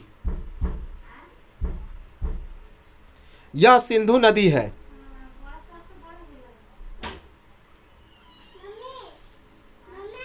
यह सिंधु नदी है जो तिब्बत से निकलकर इस यहाँ पे पाकिस्तान में चली आती है। तो यह ऐसे आती है जम्मू कश्मीर और लद्दाख को पार करते हुए उस और वहाँ से लेकर सतलुज नदी के बीच का जो क्षेत्र होता है 560 किलोमीटर, वह पंजाब हिमालय या कश्मीर हिमालय कहा जाता है। तो सिंधु नदी से लेकर जो सतलुज नदी का इलाका है वह पंजाब हिमालय या कश्मीर हिमालय कहा जाता है और इसका क्षेत्रफल 560 किलोमीटर तक है। इसी के अंतर्गत डल झील, कश्मीर घाटी और सियाचिन होते हैं। तो इसी के अंतर्गत डल झील, कश्मीर घाटी और सियाचिन के इलाके हैं। इसके बाद यह सतलुज नदी से लेकर जो काली नदी है, सतलुज नदी से लेकर यह जो काली नदी है इसके बीच के क्षेत्र को कुमाऊं हिमालय कहते हैं। कौन? कुमाऊं हिमालय, जिसके अंतर्गत जमुना नदी और गंगा नदी के इलाके आते हैं, अर्थात इनका उद्गम स्थल आता है। तो यह जो हमारा सतलुज नदी है और काली नदी है, इसके बीच के जो क्षेत्र होते हैं पर्वतीय क्षेत्र, उसे कुमाऊं हिमालय कहा जाता है। और यहाँ पे जो दिखाई दे रहा है, यहाँ पे जो दिखाई दे रहा है कि काली नदी और यहाँ पे है हमारा तीस्ता नदी। तीस्ता नदी कहाँ पे है? तो सिक्किम में। तो काली नदी और तीस्ता नदी के बीच का जो हमारा पर्वतीय क्षेत्र है हिमालय का, वह नेपाल हिमालय कहा जाता है। कौन सा हिमालय? नेपाल हिमालय। तो तीस्ता नदी और फिर काली नदी के बीच का जो क्षेत्र है वह नेपाल हिमालय कहा जाता है। और सबसे अंत में जो यह हिमालय का पार्ट दिखाई दे रहा है तीस्ता, और यह ब्रह्मपुत्र, जिसे अरुणाचल प्रदेश में दिहांग नदी कहते हैं। तो तीस्ता और दिहांग अर्थात ब्रह्मपुत्र नदी के बीच का जो हिमालय क्षेत्र होता है उसे आसाम हिमालय कहा जाता है। क्या कहा जाता है? आसाम हिमालय, जैसा कि इस चित्र में आसानी से दिखाई दे दिया। अब हम लोग इसे डिटेल में समझते हैं। एक चीज़ यहाँ पे देखेंगे कि कुमाऊं हिमालय की सबसे ऊंची चोटी है नंदा देवी, 8000। तो कुमाऊं हिमालय की सबसे ऊंची चोटी कौन है? नंदा देवी, जिसकी ऊंचाई 7817 मीटर है। याद रखेंगे, ये 8817 मीटर। तो कुमाऊं हिमालय की सबसे ऊंची चोटी है नंदा देवी, जिसकी ऊंचाई लगभग 7817 मीटर है। इम्पोर्टेंट है। नेपाल हिमालय की सबसे सर्वोच्च चोटी है माउंट एवरेस्ट। नेपाल हिमालय की सर्वोच्च चोटी है माउंट एवरेस्ट, और यह भारत की विश्व की सबसे ऊंची चोटी भी है। जबकि भारत की दूसरी सबसे ऊंची चोटी है कंचनजंगा। भारत की दूसरी सबसे ऊंची चोटी कौन है? कंचनजंगा। इसी नेपाल हिमालय में है और इसका विस्तार सिक्किम और नेपाल में है। कहाँ पे? सिक्किम और नेपाल में है। तो नेपाल हिमालय की सर्वोच्च चोटी माउंट एवरेस्ट है, जो कि कहाँ पे है? नेपाल हिमालय में। और यह विश्व की सबसे ऊंची चोटी है। और साथ ही साथ भारत की दूसरी सबसे ऊंची चोटी कंचनजंगा, जिसका विस्तार सिक्किम और नेपाल में है, यह भी नेपाल हिमालय में पाया जाता है। अब हम लोग देखते हैं डिटेल में कश्मीर, या जिसे हम लोग क्या कहते हैं? तो उत्तर पश्चिम हिमालय कहते हैं। तो कश्मीर हिमालय या पंजाब हिमालय, सारा डिटेल में देखते हैं कि कश्मीर या उत्तर पश्चिम हिमालय, नॉर्थ वेस्ट हिमालय जिसे बोलते हैं, तो इसके बारे में देखें। तो कश्मीर या उत्तर पश्चिम हिमालय सिंधु नदी और सतलुज नदी के बीच के स्थित हिमालय को कश्मीर हिमालय या उत्तर पश्चिम हिमालय या पंजाब हिमालय कहते हैं। तो सिंधु नदी और सतलुज नदी के बीच स्थित हिमालय को कश्मीर हिमालय या उत्तर पश्चिम हिमालय या फिर इसी को पंजाब हिमालय कहते हैं। कश्मीर हिमालय में अनेक पर्वत श्रेणियां हैं, जैसे कि काराकोरम, लद्दाख, जास्कर और पीर पंजाल। तो कश्मीर हिमालय में अनेक पर्वत श्रेणियां हैं, जैसे कि काराकोरम, लद्दाख, जास्कर और पीर पंजाल। पंजाब हिमालय तिब्बत के मानसरोवर से निकलकर पाकिस्तान स्थित पंजाब तक सिंधु और सतलुज नदी के मिलने तक कितना किलोमीटर क्षेत्र तक फैला है? 560 किलोमीटर। तो पंजाब हिमालय तिब्बत के मानसरोवर से निकलकर पाकिस्तान स्थित पंजाब तक सिंधु और सतलुज नदी के मिलने तक 560 किलोमीटर क्षेत्र तक फैला है। कश्मीर हिमालय का उत्तरी पूर्वी भाग, जो बृहद हिमालय और काराकोरम श्रेणी के बीच स्थित है, एक ठंडा मरुस्थल है। तो कश्मीर हिमालय का जो उत्तर पूर्वी भाग है, जो कि बृहद हिमालय और काराकोरम श्रेणी के बीच स्थित है, एक ठंडा मरुस्थल है। कैसा ठंडा मरुस्थल है? बृहद हिमालय और पीर पंजाल के बीच विश्व प्रसिद्ध कश्मीर घाटी और डल झील पाया जाता है। तो याद रखेंगे कि बृहद हिमालय और पीर पंजाल के बीच विश्व प्रसिद्ध कश्मीर घाटी और डल झील है। दक्षिण एशिया की महत्वपूर्ण हिमानी नदियां बलटेरो और सियाचिन इसी प्रदेश में हैं। तो दक्षिण एशिया की महत्वपूर्ण हिमानी नदियां बलटोरो और सियाचिन इसी प्रदेश में हैं। प्रसिद्ध तीर्थ स्थल जैसे कि वैष्णो देवी, अमरनाथ गुफा और चरारे शरीफ भी यहीं पर स्थित है, इसी कश्मीर या पश्चिम हिमालय में। तो वैष्णो देवी, अमरनाथ गुफा, चरारे शरीफ इसी में स्थित है। कश्मीर घाटी में झेलम नदी युवा अवस्था में बहती है, तथापि नदीय स्थल के रूप में प्रौढ़ अवस्था में निखमत होने वाली विशिष्ट अति विसर्पों का भी यह निर्माण करती है। तो याद रखेंगे कि कश्मीर घाटी में झेलम नदी युवा अवस्था में बहती है, तथापि नदीय स्थल के रूप में प्रौढ़ अवस्था में निखमत होने वाली विशिष्ट अति विसर्पों का भी निर्माण करती। विसर्प का मतलब क्या हो गया? इस प्रकार की आकृति का भी निर्माण करती है झेलम नदी। लेकिन यह युवा अवस्था का मतलब है कि लगातार इसे बर्फ मिलता रहता है और यह कभी इसका पानी ख़त्म नहीं होता। पंजाब हिमालय में बुर्जिला, जोजिला तथा बनिहाल दर्रा जो तीनों कहाँ पे हैं? जम्मू कश्मीर में हैं। और बाड़लाचला दर्रा जो कि हिमाचल प्रदेश में है, ये सभी स्थित है। और कुछ भाग कहाँ पे है? तो उत्तराखंड में भी स्थित है। तो पंजाब हिमालय में बुर्जिला, जोजिला और बनिहाल दर्रा ये तीनों जम्मू कश्मीर में है, ये स्थित हैं। साथ ही साथ हिमाचल प्रदेश का बाड़लाचला दर्रा भी स्थित है, जबकि कुछ इसका भाग उत्तराखंड में भी स्थित है। कश्मीर हिमालय में करेबा बांध बनाया गया है। साथ ही साथ यहाँ पे जाफरान की खेती होती है, जिससे केसर निकाला जाता है। इम्पॉर्टेंट है, वेरी वेरी। तो इसी कश्मीर हिमालय में क्या होता है? तो करेबा जो कि कलाई मिट्टी होती है, और करेबा और जाफरान की खेती होती है, जिसके फूल से केसर प्राप्त किया जाता है। क्या केसर प्राप्त किया जाता है? तो यहीं पे इसकी खेती होती है। हिमनद के माध्यम से निक्षेपित मिट्टी को करेबा कहते हैं। तो हिमनद के माध्यम से निक्षेपित मिट्टी को क्या कहते हैं? तो करेबा कहते हैं। और इसमें केसर की खेती होती है।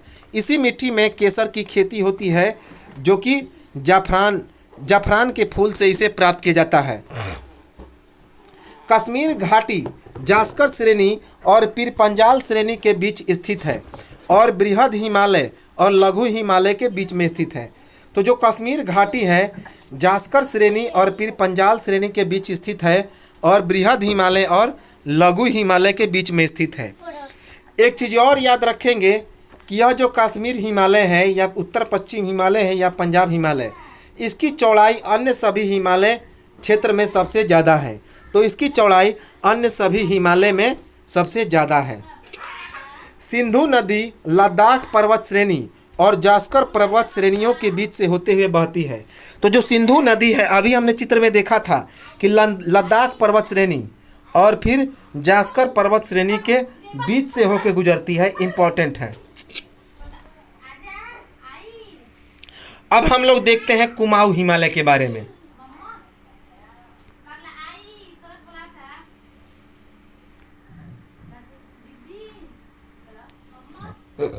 अब हम लोग देखते हैं कुमाऊं हिमालय के बारे में।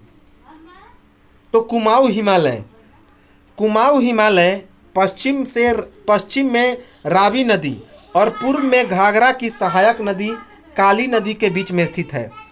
तो कुमाऊं हिमालय पश्चिम में रावी नदी और पूर्व में घाघरा की सहायक नदी काली नदी के बीच में स्थित है। यह हिमालय भारत की दो मुख्य नदी तंत्रों सिंधु और गंगा के द्वारा क्या होती है, तो अपवाहित होती है। तो यह जो हिमालय है भारत की दो मुख्य नदी तंत्रों सिंधु और गंगा के द्वारा अपवाहित होती हैं। इस प्रदेश के सिंधु और गंगा के द्वारा अपवाहित होने का मतलब क्या, अर्थात सिंधु नदी के जो क्षेत्र होते हैं मैदानी क्षेत्र और गंगा नदी के द्वारा जो मैदानी क्षेत्र होते हैं उसी के बीच के इलाकों में यह कुमाऊं हिमालय पाया जाता है। इस प्रदेश के अंदर हिमालय की 3 मुख्य पर्वत श्रृंखलाएं हैं। कौन कौन, बृहत हिमालय, लघु हिमालय, लघु हिमालय जिन्हें हिमांचल उत्तराखंड में क्या कहते हैं, हिमांचल कहते हैं, और धौलाधर और नाग टिब्बा, याद रखेंगे। तो हिमालय की 3 मुख्य पर्वत श्रृंखलाएं बृहद हिमालय, लघु हिमालय, लघु हिमालय जिन्हें हिमाचल भी कहा जाता है, कहाँ पे, उत्तराखंड में, उत्तराखंड में हिमाचल भी कहा जाता है। उसके बाद धौलाधर और नाग टिब्बा। तो इसी लघु हिमालय को उत्तराखंड में क्या कहा जाता है, हिमाचल, धौलाधर और नाग टिब्बा कहा जाता है। और उसके बाद कौन श्रृंखला, तो और उत्तर दक्षिण दिशा में शिवालिक श्रेणी इसी हिमालय श्रेणी में आते हैं। तो याद रखेंगे कि हिमालय की 3 मुख्य पर्वत श्रृंखलाएं बृहद हिमालय, लघु हिमालय और उसके बाद शिवालिक श्रेणी इसी हिमालय श्रेणी में आते हैं। तो लघु हिमालय को उत्तराखंड में क्या कहते हैं, हिमाचल कहते हैं, धौलाधर कहते हैं और उसके बाद नाग टिब्बा भी कहा जाता है। जबकि उत्तर दक्षिण के दिशा में फैली शिवालिक श्रेणी, उत्तर दक्षिण में जो निचली अवस्था में पाई जाती है उसे क्या कहते हैं, शिवालिक श्रेणी कहते हैं, शिवालिक श्रेणी। इस हिमालय की लंबाई 320 किलोमीटर है। तो यह जो हमारा कुमाऊं हिमालय है इसकी लंबाई 320 किलोमीटर है तथा यह सबसे छोटी हिमालय श्रेणी है, यह सबसे छोटी हिमालय श्रेणी है। इस हिमालय खंड का अधिकांश हिस्सा उत्तराखंड में है, जबकि कुछ हिस्सा कहाँ पे है, तो हिमाचल प्रदेश में है। तो इस कुमाऊं हिमालय का अधिकांश हिस्सा कहाँ पे है, तो उत्तराखंड में है, जबकि कुछ हिस्सा हिमाचल प्रदेश में है। इस हिमालय खंड में क्या क्या स्थित है, तो इस हिमालय खंड में अल्मोड़ा, मसूरी, नैनीताल, कसौली, टिहरी गढ़वाल, बद्रीनाथ, यमुनोत्री, लैंसडाउन, रानीखेत, केदारनाथ, त्रिशूला, नंदा देवी, ये सभी इलाके स्थित हैं। तो इसी हिमालय खंड में क्या क्या स्थित हैं, अल्मोड़ा, मसूरी, नैनीताल, कसौली, टिहरी गढ़वाल, बद्रीनाथ, यमुनोत्री, लैंसडाउन, रानीखेत, केदारनाथ, त्रिशूला और नंदा देवी। कुमाऊं हिमालय को उत्तरांचल हिमालय या हिमांचल हिमालय भी कहा जाता है तथा गढ़वाल हिमालय भी कहा जाता है। तो कुमाऊं हिमालय को उत्तरांचल हिमालय, हिमांचल हिमालय और गढ़वाल हिमालय भी कहा जाता है। इसके बाद है नेपाल हिमालय। इसके बाद कौन है, तो नेपाल हिमालय। काली नदी और सिक्किम की तीस्ता नदी के बीच स्थित 8 किलोमीटर क्षेत्र में यह फैली हुई है। तो काली नदी और सिक्किम की तीस्ता नदी के बीच 800 किलोमीटर के क्षेत्र में फैले हिमालय के खंड को नेपाल हिमालय या सिक्किम हिमालय या इसी को दार्जिलिंग हिमालय भी कहते हैं। तो काली नदी और सिक्किम की तीस्ता नदी के बीच 800 किलोमीटर के क्षेत्र में फैली हुई जो हिमालय का खंड होता है उसी को नेपाल हिमालय या सिक्किम हिमालय या दार्जिलिंग हिमालय कहते हैं। यह क्योंकि यह पश्चिम में नेपाल से पूर्व में भूटान तक फैला है। तो पश्चिम में नेपाल से लेकर पूर्व में यह भूटान तक फैला है। इस हिमालय के अंदर तेज बहाव वाली तीस्ता नदी बहती है और कंचनजंगा, एवरेस्ट, मकालू, मानसालू, अन्नपूर्णा, धौलागिरी जैसी बड़ी बड़ी चोटियां और गहरी घाटियां पाई जाती है। तो इस हिमालय के अंदर तेज बहाव वाली तीस्ता नदी बहती है और कंचनजंगा, एवरेस्ट, मकालू, मानसालू, अन्नपूर्णा, धौलागिरी जैसी बड़ी बड़ी चोटियां और गहरी घाटियां पाई जाती हैं। इन पर्वतों के ऊंचे शिखरों पर लेप्चा जनजाति और दक्षिणी भाग विशेषकर दार्जिलिंग हिमालय में मिश्रित जनसंख्या जिसमें नेपाली, बंगाली और मध्य भारत की जनजातियां शामिल हैं, ये सभी पाई जाती हैं। तो इस नेपाल हिमालय पर्वतों के ऊंचे शिखरों पर लेप्चा जनजाति और दक्षिणी भाग विशेषकर दार्जिलिंग हिमालय में मिश्रित जनसंख्या जिसमें से कि नेपाली, बंगाली और मध्य भारत की जनजातियां पाई जाती हैं। यह हिमालय बाकी हिमालय से भिन्न है क्योंकि यहाँ पर द्वार स्थलाकृतियाँ पाई जाती हैं। यह जो हिमालय है बाकी सभी जो हिमालय है उनसे भिन्न है। क्योंकि यहाँ पर द्वार स्थलाकृतियाँ पाई जाती हैं। हमने दून और द्वार के बारे में देखा था, जिनका जो उपयोग है चाय बागान लगाने के लिए किया जाता है। तो इस द्वार स्थलाकृतियों का उपयोग चाय बागान लगाने के लिए किया जाता है, जैसे कि सिक्किम और दार्जिलिंग में। सिक्किम और दार्जिलिंग हिमालय अपने रमणीय सौंदर्य, वनस्पति जगत और प्राणी जगत और आर्किड के लिए जाना जाता है। तो सिक्किम हिमालय, दार्जिलिंग हिमालय अपने रमणीय सौंदर्य, वनस्पति जगत और प्राणी जगत और आर्किड के लिए जाना जाता है। यह सबसे लंबा हिमालय किस भाग है? तो नेपाल हिमालय सबसे लंबा हिमालय है। इसके बाद असम हिमालय, इसके बाद आते हैं असम हिमालय, जिसे अरुणाचल हिमालय या पूर्वी पहाड़ी पर्वत हिमालय भी कहा जाता है। तो असम हिमालय या अरुणाचल हिमालय या फिर इसे ही पूर्वी पहाड़ी एवं पर्वत हिमालय कहा जाता है, जो कि भारत के सबसे उत्तर पूर्व में है। भारत के सबसे उत्तर पूर्व में है, अर्थात भारत का सबसे पूर्वी हिस्सा है। तो असम हिमालय या अरुणाचल हिमालय या फिर पूर्वी पहाड़ी या पर्वत हिमालय, यह पर्वत क्षेत्र सिक्किम में तीस्ता नदी या भूटान हिमालय से शुरू होकर कहाँ तक है? तो अरुणाचल प्रदेश की बालाचला पर्वत के दिहांग नदी के समीप डिफू दर्रे तक स्थित है। डिफू दर्रा कहाँ पे है? तो अरुणाचल प्रदेश में।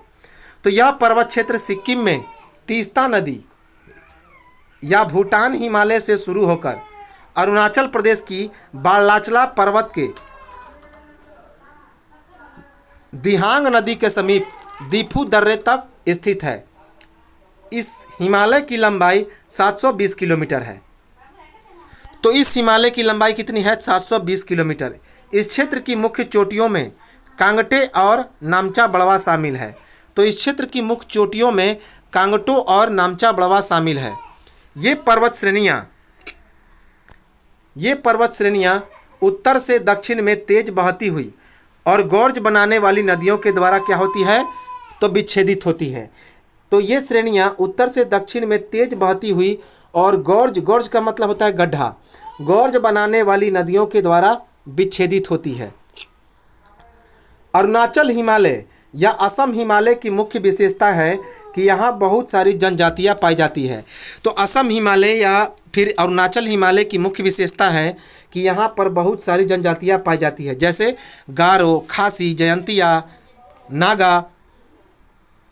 इस क्षेत्र में पश्चिम से पूर्व तक बसी कुछ जनजातियाँ इस प्रकार हैं। तो इस क्षेत्र में पश्चिम से लेकर पूर्व क्षेत्र तक बसी हुई कुछ जनजातियाँ कौन कौन हैं? जैसे नागा पर्वत पर पाई जाने वाली नागा जाति, नागा पर्वत पर पाई जाने वाली नागा जाति। उसके बाद मोनप्पा, अबोर, मिसमी, निसी, गारो, खासी, जयंतिया इत्यादि। तो कौन कौन जनजातियाँ? पश्चिम से पूर्व तक नागा, मुनपा, अबोर, मिसमी, निसी, गारो, खासी, जयंतिया इत्यादि। मिकीर। अरुणाचल प्रदेश और असम वाले क्षेत्र के इन पहाड़ों में दुआरें पाई जाती हैं।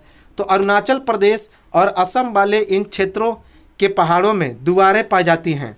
अरुणाचल हिमालय के अंदर ज़्यादातर जनजातियाँ कैसी खेती करती हैं?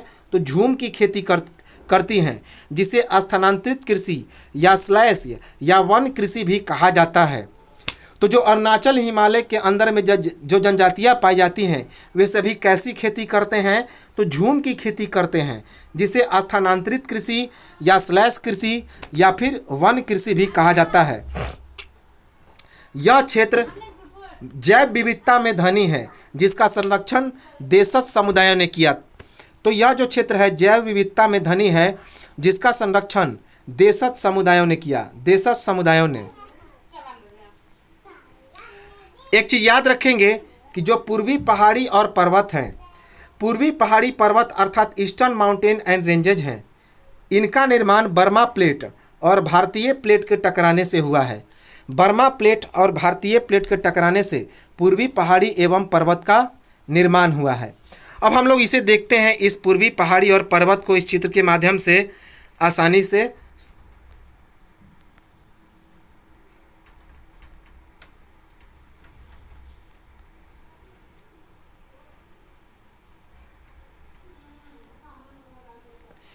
जैसा कि यह उत्तर पूर्वी इलाका है, नॉर्थ ईस्ट का इलाका है, भारत का पूर्वी इलाका है।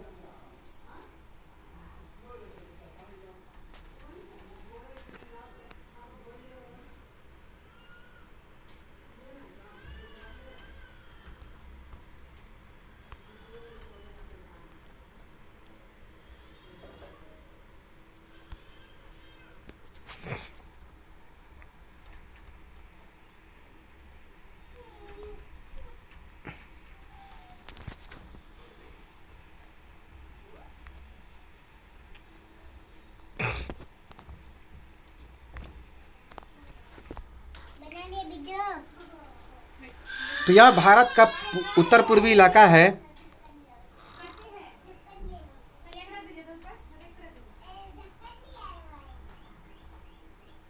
तो यहाँ पे यह है हमारा कौन सा इलाका, तो अरुणाचल प्रदेश। अरुणाचल प्रदेश, इस अरुणाचल प्रदेश में हिमालय की कौन कौन सी पर्वत श्रेणियाँ पाई जाती हैं, तो जैसे डाफला पर्वत श्रेणी, कौन है, डाफला पर्वत श्रेणी। उसके बाद मीरी पर्वत श्रेणी, मीरी पर्वत श्रेणी। और यहाँ पे है अरुणाचल प्रदेश की सबसे ऊंची चोटी कौन है, तो कांगटो की चोटी, कांगटो की चोटी, कांगटो की चोटी अरुणाचल प्रदेश की सबसे ऊंची चोटी है। और उसके बाद है अबोर पर्वत श्रेणी। यह कांगटो की चोटी किस पर्वत श्रेणी पर है, तो मीरी पर्वत श्रेणी पर है। मीरी पर्वत श्रेणी पर अरुणाचल प्रदेश की सबसे ऊंची चोटी जिसका नाम है कांगटो, कांगटो। इसके बाद है अबोर पर्वत श्रेणी। ये सभी हम लोग उत्तर से दक्षिण की ओर आ रहे हैं। इसके बाद है मिसमी, इसके बाद है मिसमी, यह भी अरुणाचल प्रदेश में है।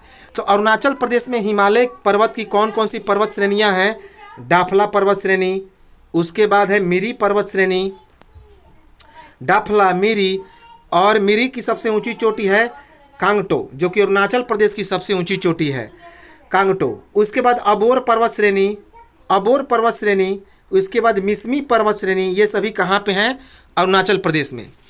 इसके बाद अब जब हम लोग म्यांमार की तरफ बढ़ेंगे नीचे की ओर, तो कौन कौन सी पर्वत श्रेणियाँ पाई जाएंगी, जैसे कि ये है हमारा पटकाई बूम, पटकाई पर्वत, ये सभी पटकाई पर्वत श्रेणी के ही हिस्से हैं, पटकाई बूम।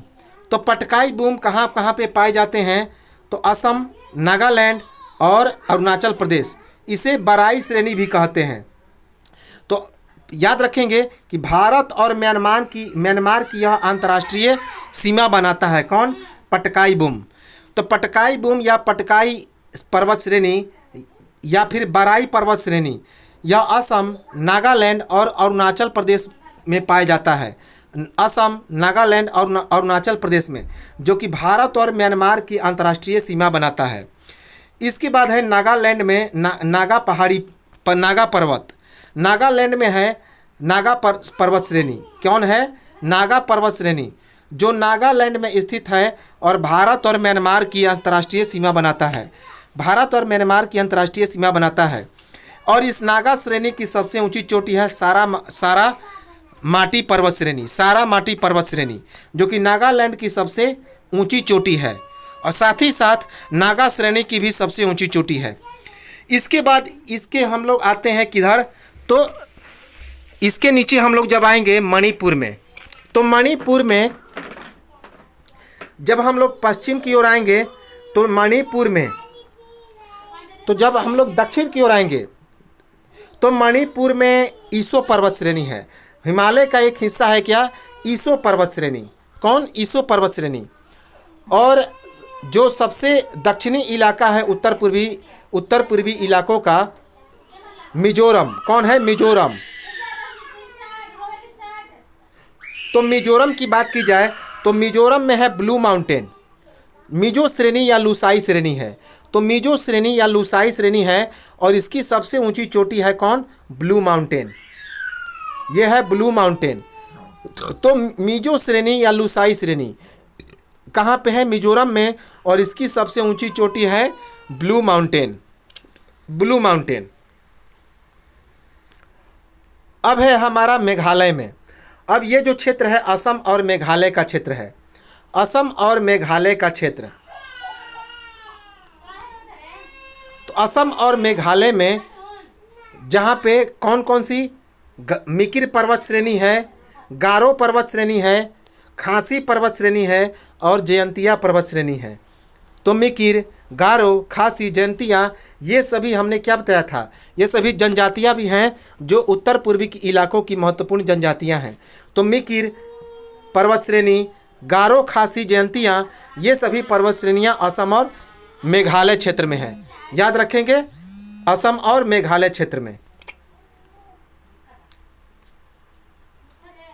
इसके बाद याद रखेंगे कि गारो, खासी और जयंतिया हिमालय का भाग नहीं है, फिर भी इसे हिमालय का भाग मानते हैं। साथ ही मिकिर श्रेणी भी हिमालय का भाग नहीं है और ये असम और मेघालय दोनों में है।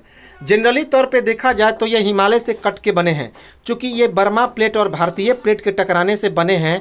फिर तो पहले तो ऐसा माना जाता है कि ये हिमालय के कुछ हिस्से हैं, लेकिन जब प्लेटों के हिसाब से देखा गया तो इन्हें क्या बताया गया कि ये जो गारो, खासी और जयंतियाँ हैं ये हिमालय के भाग नहीं हैं। साथ ही साथ मिकिर पर्वत श्रेणी भी हिमालय के भाग नहीं है। ये दोनों असम, ये सभी असम और मेघालय दोनों में हैं। कांगटो की चोटी बृहद हिमालय का भाग है, जबकि डाफला, मिरी, अबोर और मिसमी ये सभी लघु हिमालय के भाग हैं। तो जो कांगटो की चोटी है यह बृहद हिमालय का भाग है, जबकि डाफला, मिरी, अबोर और मिसमी ये सभी लघु हिमालय के भाग हैं। अब एक चीज़ याद रखेंगे कि जो हिमालय का विस्तार है, हिमालय का विस्तार कहाँ कहाँ पे है, तो हिमालय का विस्तार जम्मू और कश्मीर, लद्दाख, हिमाचल प्रदेश, उत्तराखंड, सिक्किम, अरुणाचल प्रदेश, असम, मेघालय, मणिपुर और नागालैंड में है। तो चूंकि अभी हमने देखा कि असम, मेघालय, मणिपुर और नागालैंड में है, तो जाहिर सी बात है कि ये जो पर्वत श्रेणियां हैं, जो गारो, खासी, जयंतियां हैं, ये सभी भी किसके पार्ट होंगे, तो हिमालय के।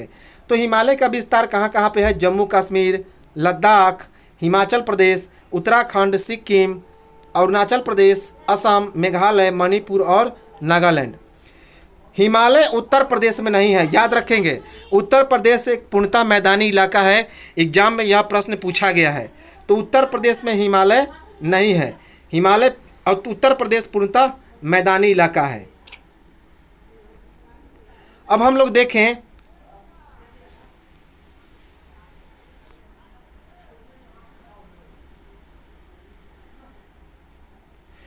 कि हिमालय पर्वत के पूर्वी भाग में पहाड़ियों की दिशा कैसे है, तो उत्तर से दक्षिण की ओर है।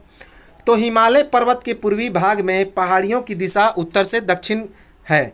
ये पहाड़ियाँ विभिन्न स्थानीयों के नाम से जानी जाती है। ये जो पहाड़ियाँ हैं विभिन्न स्थानीय जनजातियों के नाम से जानी जाती हैं। उत्तर में ये पटकाई बुम, नागा पहाड़ियाँ, मणिपुर पहाड़ियाँ, जबकि दक्षिण में मिसो या मिजो या लुसाई पहाड़ियों के नाम से जाना जाता है। तो अभी हमने देखा कि ये उत्तर में पटकाई बुम, नागा पहाड़ियाँ, मणिपुर पहाड़ियाँ और दक्षिण में मिसो या मिजो या फिर लुसाई पहाड़ियों के नाम से जानी जाती है। यह एक नीची पहाड़ियों का क्षेत्र है, यह एक नीचा पहाड़ियों का क्षेत्र है जहाँ अनेक जनजातियाँ झूम या स्थानांतरित खेती करते हैं। तो जहाँ अनेक जनजातियाँ किसकी खेती करते हैं, झूम या स्थानांतरित खेती। बराक, मणिपुर और मिजोरम एक मुख्य नदी है। तो इस क्षेत्र की बराक, मिजोरम और मणिपुर एक मुख्य नदी है। जो बराक नदी है मणिपुर और मिजोरम की एक मुख्य नदी है, याद रखेंगे। मणिपुर घाटी के मध्य तक एक झील स्थित है जिसे लोकटक झील कहते हैं। तो मणिपुर घाटी के मध्य तक एक झील स्थित है जिसे लोकटक झील कहा जाता है। यह झील चारों ओर से क्या है, तो पहाड़ियों से घिरा है। यह झील चारों ओर से पहाड़ियों से घिरा है। मिजोरम, जिसे मोलेसिन बेसिन कहा जाता है, मृदुल और असंगठित चट्टानों से बना है। तो मिजोरम, जिसे मोलेसिन बेसिन कहा जाता है, तो यह मृदुल और असंगठित चट्टानों से बना है। नागालैंड में बहने वाली नदियां ब्रह्मपुत्र की सहायक नदियां हैं। नागालैंड में बहने वाली जो नदियां हैं ब्रह्मपुत्र की सहायक नदियां हैं। अब कुछ और इम्पोर्टेंट फैक्ट को देखें जो कि हमारे प्रायद्वीपीय पठार से रिलेटेड है, और इसके बाद ये पर्वत और पहाड़ों का जो श्रृंखला है यह पूरी तरह से पूरा डिटेल में समाप्त हो जाएगा, जहाँ से एग्जाम में एक प्रश्न तो तय है। तो चलिए देखते हैं इसे भी।